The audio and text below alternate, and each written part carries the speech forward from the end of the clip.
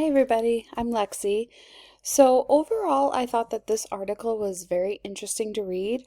Um, it was very intriguing to learn the origins of how some of these well-known fairy tales, and my favorite, came to be before and now. I think it's definitely changed as generations change. Um, and it was a very interesting read. I really enjoyed it. Some open-ended questions that I thought of while reading this article is number one, the author mentions in the article that an overly concerned woman who sought advice on how to raise her son to become a successful scientist.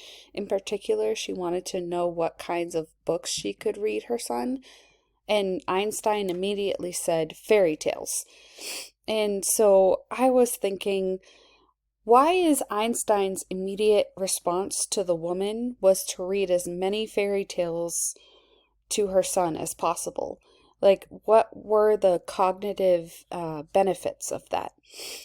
And also, to follow up to that first question, is is Einstein's theory still true today and for, going forward in future generations? Um, the author also mentions in the article that the beginning with the period of enlightenment, folk and fairy tales were regarded as useless for rationalizing processes. However, the persistence and popularity of the tales suggested that their imaginative power might be more useful than previously realized. And I thought that was kind of interesting. And I thought, how does culture have an impact on the beliefs, imagination, and curiosity that comes with growing up and listening to these fairy tales? Another open-ended question I thought of was, how did the original story of Cinderella go from chopping off one of the stepsisters' toes to fit inside the glass slipper to Walt Disney's version where the stepsisters are just forcibly trying to continue to push their big foot into the slipper? What changed over time?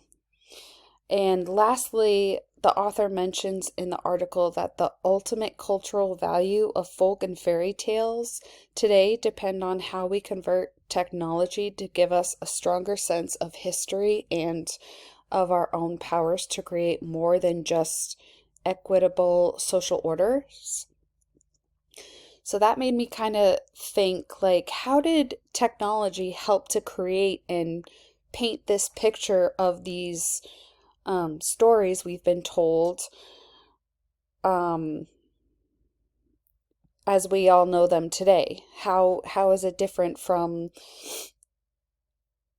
how has technology helped to create this over time? And that's it. Thank you. Bye.